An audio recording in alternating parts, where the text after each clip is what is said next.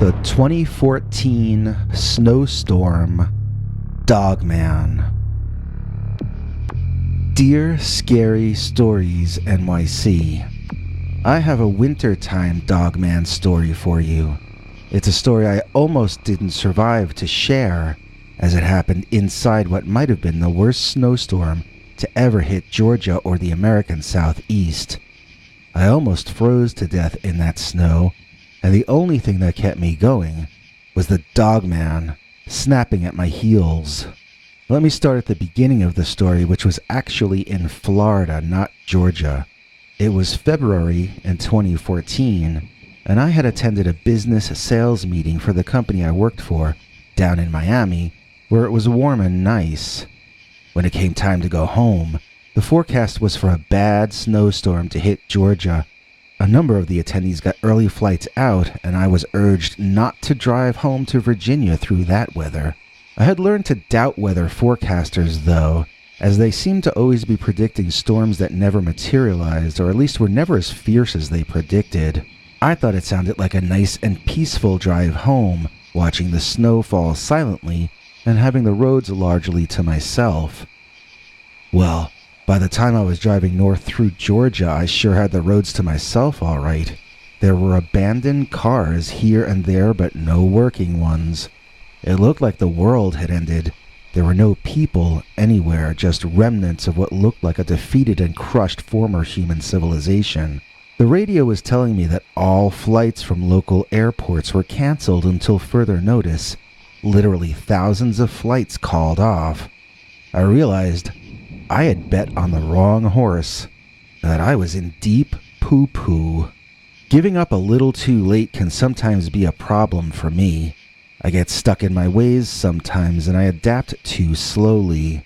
I guess it took this snowstorm to get me to realize that. It wasn't the first time I had miscalculated in this way, but it was the one that led to the worst inconveniences I'd ever brought down on myself. I finally decided to get off the highway and look for a local hotel at a point where the traction was so low that I literally was driving along at about 5 miles per hour. The car began overheating and conked out so fast that I didn't even have time to pull off to the side of the road once I realized what was happening. I was stalled in the right lane of the highway. I had seen a motel about 2 exits back, but that seemed like a hike that would take me 2 hours in that weather. I hoped that I might find a closer place to stay if I walked forward through the snow to the next town.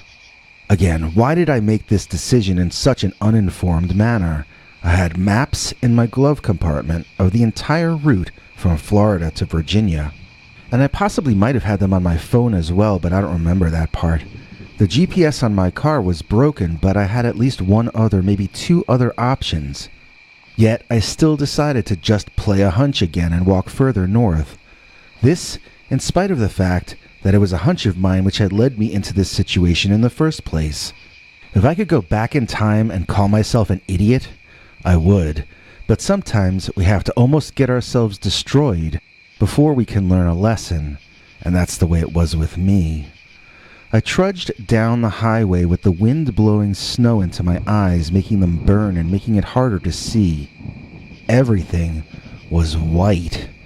I started walking for short distances with my eyes clamped shut, then opening them to regain my bearings, then closing them to walk a bit further.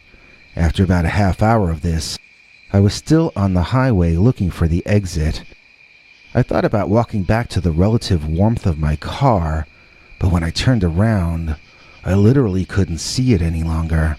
It might take me even longer to walk back than it had taken me to walk to where I was.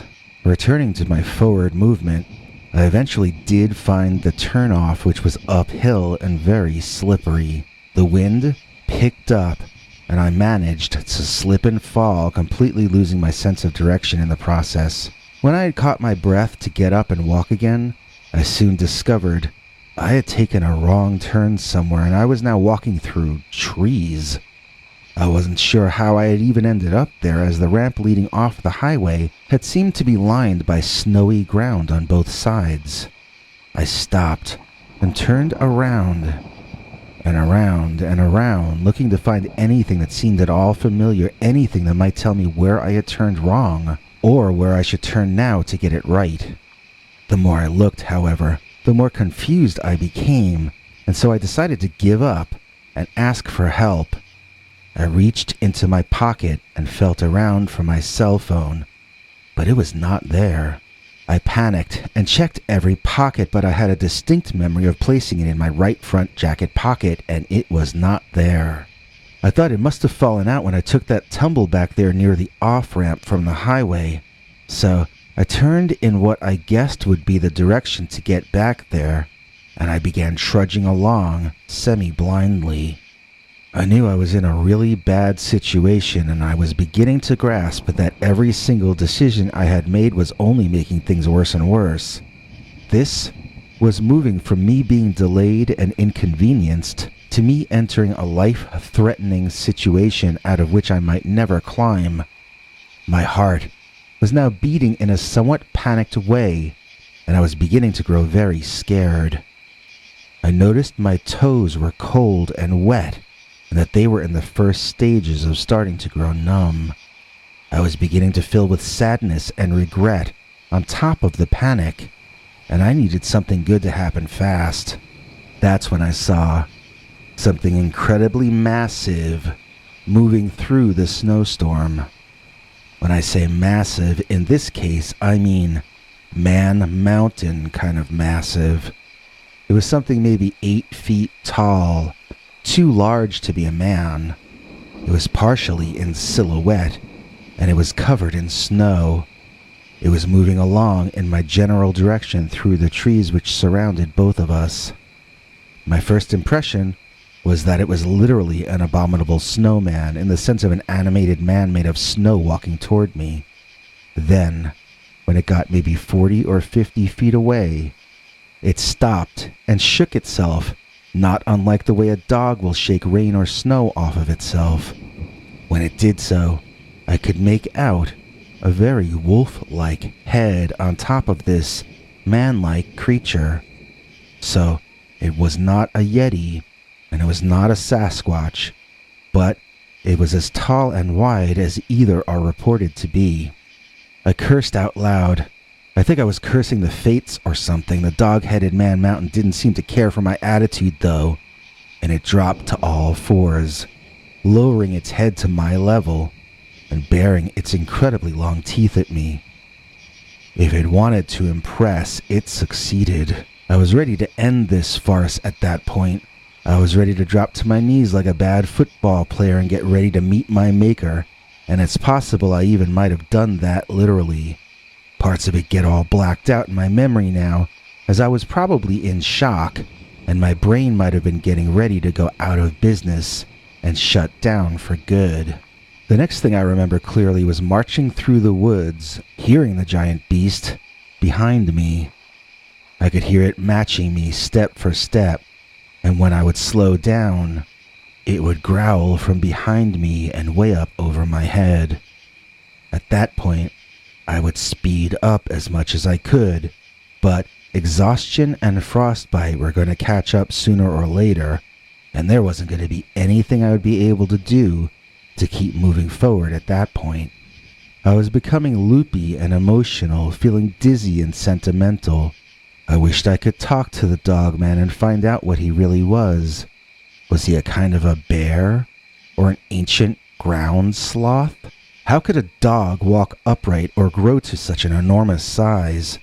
I wanted it to know I bore it no ill will, even if it decided to eat me later on to stay alive. Better for one of us to survive than neither of us, I thought. I was becoming a blithering idiot, but when everything seems about to end, you can get sentimental for what once was. So many things we take for granted in life, then, when they all get taken away, we suddenly feel such a deep sense of love for them. It's like how some people jump out of airplanes so that they can remember to appreciate how fragile life is. They put themselves in situations where they need to be completely alert in order to get through it, uninjured and alive. That's exactly where I was, and from that vantage point, even the harder times of my life seemed so comfortable in comparison. I remembered back to being forced by my parents to shovel snow. I was so bummed out by it, so resentful.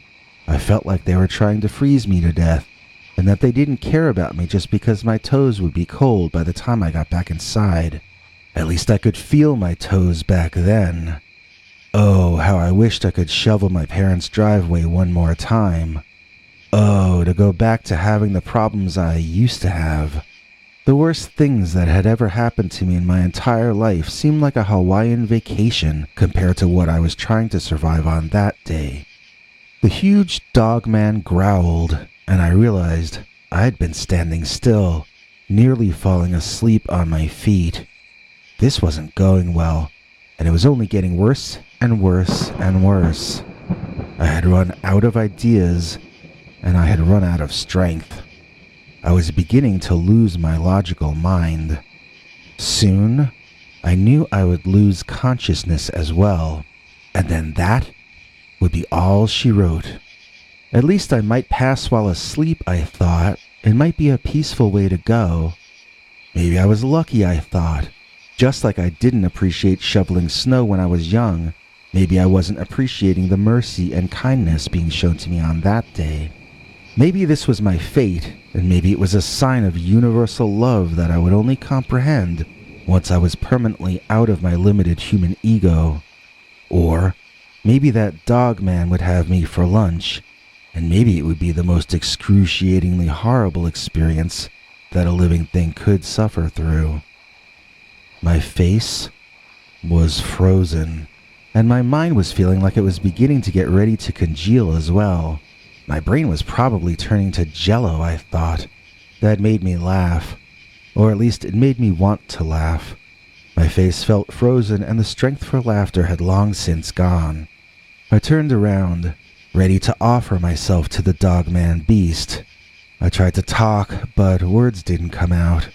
I blinked through the raging snow and tried to meet the eyes of the beast for one last time. While I was doing so, I caught sight of a third member of the party. There was a large black bird in a tree, and it was working hard to keep itself on that branch of that tree. The wind and snow were conspiring to knock it off, but the bird was resisting them. Why was it there? It should have left before the weather got this bad. That bird was as denatured as I was. It was just like me, which meant it was stupid. I felt my heart going out to the creature. It was my soulmate. It was the same as I was. We had lived our entire lives only to end up getting to pass on side by side. This was my brother. This was my best friend. And it didn't matter that we were only going to spend this brief moment together. Our lives were still inextricably entwined, and we were one and the same conscious entity. This is how I felt. Then, an idea popped into my frozen daiquiri of a brain. Give the dogman the bird to eat instead of me. All the feeling of camaraderie and kinship disappeared in one moment, as I spied a sharp-looking rock on the ground and bent over to pick it up. Confusion ensued. Then I realized I had fallen over into the snow. I wanted to go to sleep, but I knew the sleep would never end if I did. So, I relocated the rock, grasped it, and slowly began the process of regaining my footing. Once I was again as bipedal as the huge dogman, I aimed, as well as I could, toward that large ebony flying animal, and I fired that projectile as hard and as unerringly as I could toward my target. I knew that it was him or me, that if I couldn't offer the dogman a worthy sacrifice, he would take me instead. Everything that I had ever done in my life had led up to this single moment, and I had to put all of myself into that throw. Nothing ever had mattered so much, and if I were to continue to survive, I would need to get this throw right. The stone slipped out of my frozen hand, and landed a pathetic few feet in front of me. I collapsed to the ground, and I wept, or as close as I could get to weeping under the circumstances. I had failed. I had fallen in an odd way, and I was watching the dogman now. I was kind of upside down and sideways on top of something, I didn't know what. Maybe I had broken my body on a large stone because I knew I was unable to move. All that was left of me were my eyes and my delusional, illogical remnants of consciousness. As I watched, I saw that dogman had noticed the bird I'd been trying to give it as an offering. It reached out and grabbed it, then swallowed it in no short order. At least, that's the way my memory tells me it happened. Seems impossible that it could have gone down that way, but the images in my mind tell me the story in just that way.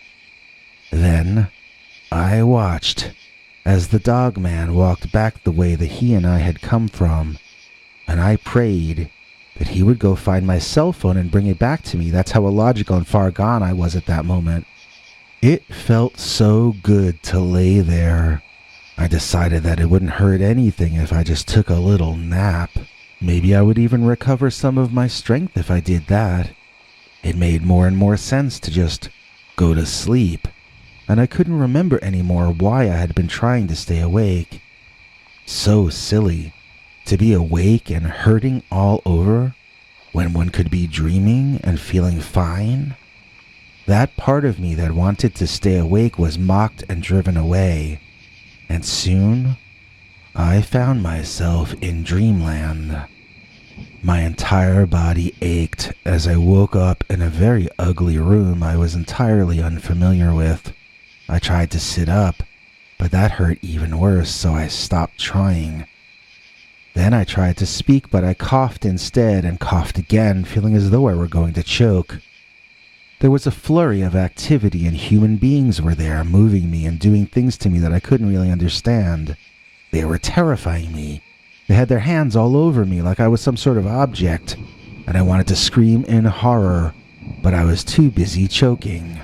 There were other incidents like that one, spaced out by long dreamless sleeping periods. I was in a hospital. It took days before I was back to normal enough for the nurses and doctors to start explaining things to me. Apparently, search teams were sent out looking for people who had abandoned their vehicles on the highway. They were able to identify me from my license plates, and so they knew who they were searching for, and that I had not yet checked into any hotel or motel or hospital. I hadn't thought of that, but it made perfect sense once they explained how I was found.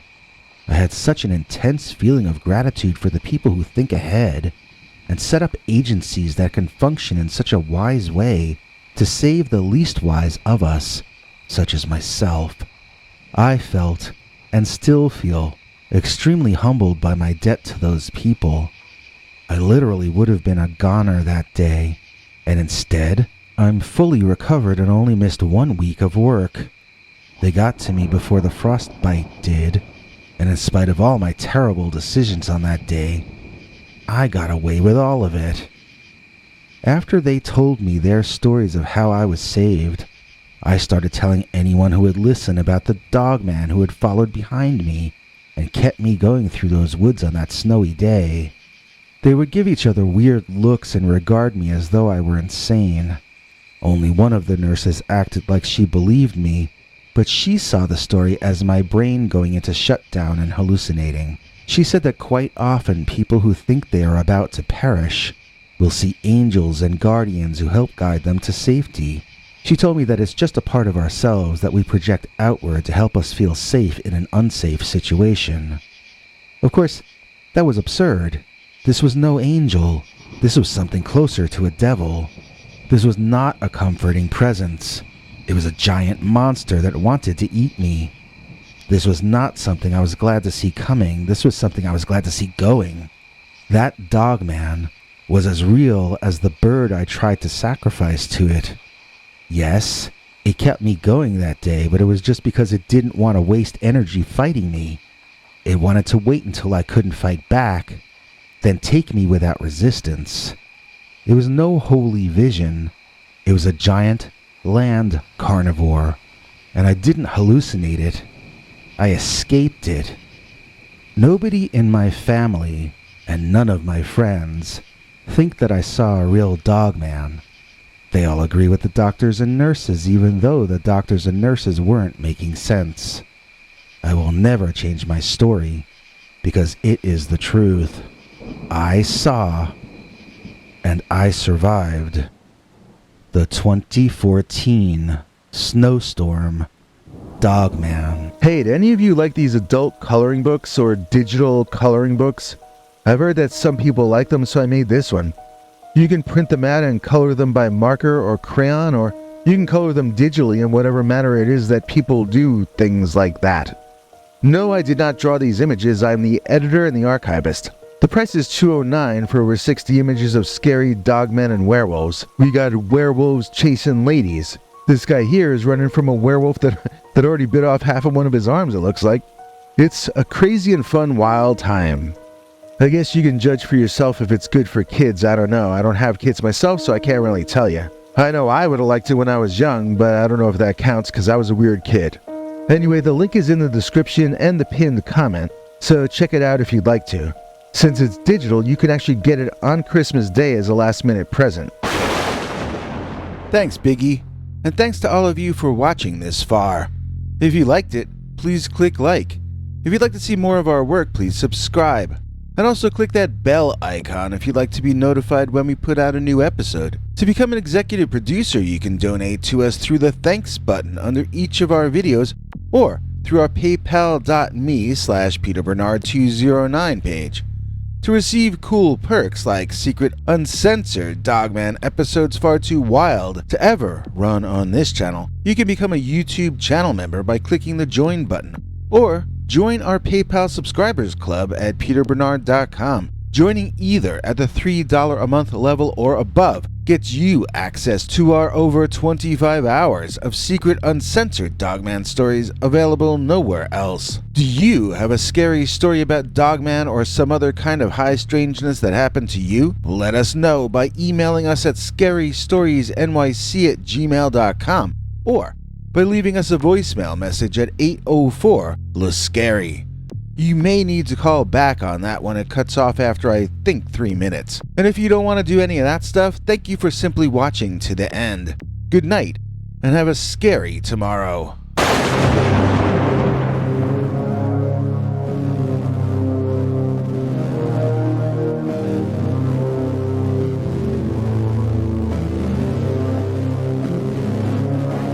Come back for more scary stories.